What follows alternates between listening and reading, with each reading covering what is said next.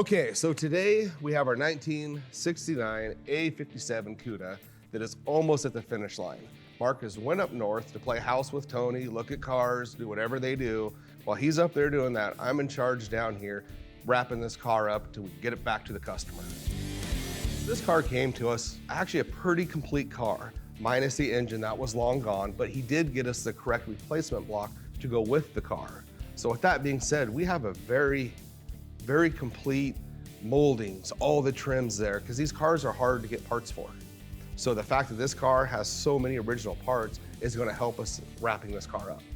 So this is a neat little car. First of all, it's an A-body. Second of all, it's a big block, 4-speed, and it's got the blue on blue.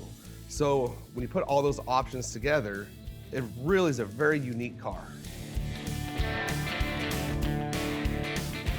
So you never know what you have until the car comes back from the dipper. You kind of see people's past sins when the car comes back. So there were prior repairs to the front inner structure. So as opposed to trying to piece it together, this and that, we found it's way easier just to put a whole front clip on this car. We put a new used clip on the front end, which is a lot of very detail-oriented type work, but it saves a lot of time and a lot of money and a lot of resources to do it that way.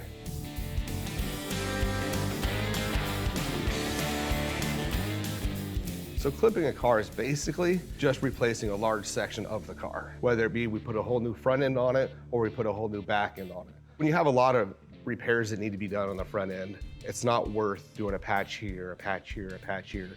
It's a lot quicker and it's a better job to just remove both aprons with the core support completely off the front end of the car and installing one whole new piece.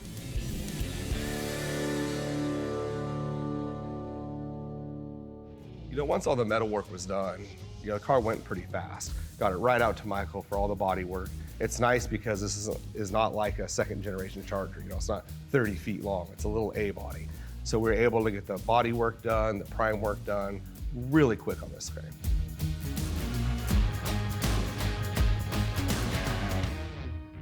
So this was one of the cars that we did a pre-paint on like we used to do that we no longer do, thank God. So yeah, once the pre-paint was all done, let it sit for a little bit, got it inside, got it prepped, did the final paint on it, and it just came out amazing.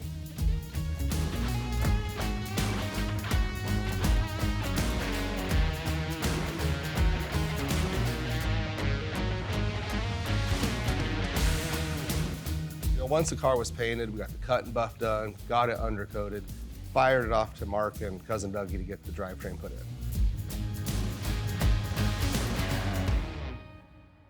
So this little 69 Cuda is probably one of my favorites at the graveyard.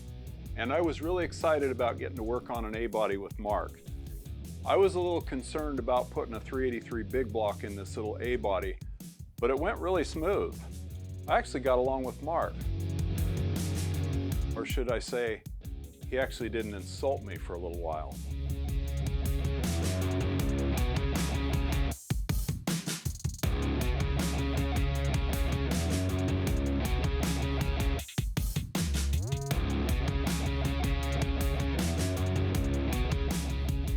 So like I said, the 383 install in this 69 A-body went really smooth. And after it was in, it looked amazing.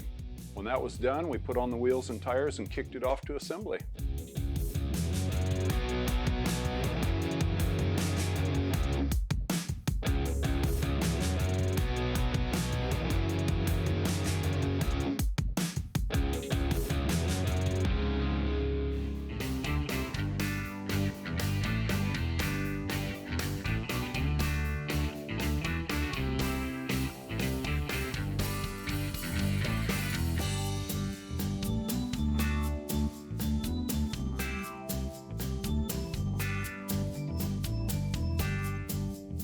So I helped install the graphics on the 69 Barracuda. It was a really fun new process for me to be a part of, and it was really exciting to learn some of the new tricks of the trade to help me be able to do this in the future. It's really fascinating to see how many graphics go on this, but also how many are painted and how many are decals. I don't understand why they do that, but once everything's all said and done, this thing frickin' pops.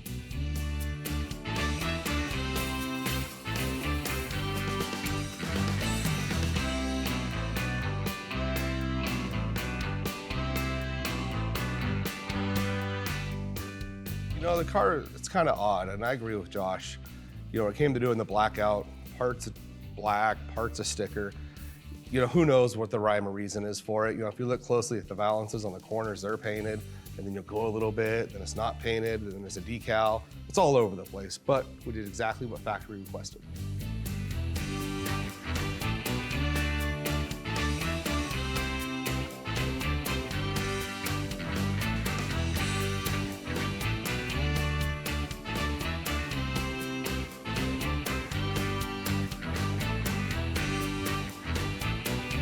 So Mark asked me to put together this little 69 A57 Cuda, and right off the bat I knew it was going to be a challenge because we build a lot of B bodies, we build a lot of E bodies, but not too many A bodies. So very unique problem solving we had to go into this one. I knew it was going to take a lot of work and a lot of teamwork in particular, so I asked Mark if I could get some help, and lucky enough this guy here was able to come over and help me put this car together. Damn!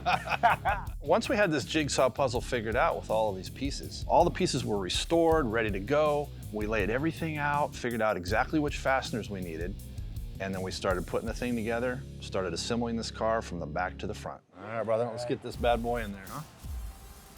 So the very first part we installed was the cargo base. Next, we installed the lower quarter trim panels left and right. Yeah, that snapped in nice. All right, let's see how well she lays down in there. There's so many different colors in that car. It is difficult figuring out what exactly needed to be what color, and getting all that trim on there without, you know, scuffing all that freshly done stuff is a little bit of a challenge too. Yeah, we definitely kept old Willie busy back there, didn't we? Yeah. Oh yeah. Yeah, would you say, Josh, there's about 17 shades of blue inside that car? Yeah, it seems like it. I think we got her down a little bit more than that, but originally, yeah, there's a lot of different shades of blue. So after we installed the lower quarter trim panels, we moved on and installed the garnish panels. There's an upper garnish panel on the left and right, and a center garnish panel in the rear. All right. So in addition to those colors, Josh, we had to be real careful about the finish itself. Sometimes they had a semi-gloss, sometimes they had more of a satin finish, and maybe even a glossy finish at times. Oh yeah, I think we had to change one or two pieces after we figured out what gloss they needed. Absolutely. With the interior trim panels in place, the next part was the fold-down cargo door.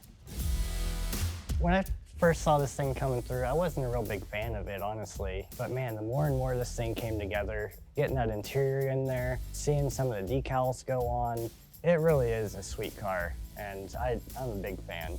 So once we had all of those pieces in the car, we were able to move forward a little bit. We got the rear seat installed, the rear carpet, and some lower trim panels in the rear, and voila, the whole back of the car was done. And then we could stand back, and wow, one of the most beautiful interiors I've ever seen. Certainly one of the most beautiful I've ever been able to be a team and put together. Straight to the top.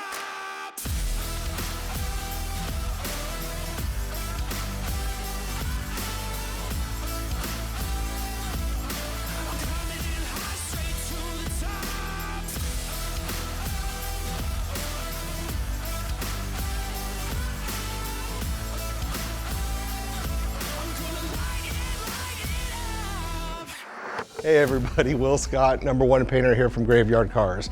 If you enjoyed this video, make sure you go in, like it, leave a comment, and don't forget to subscribe to our YouTube channel. Now I'm gonna get back to painting.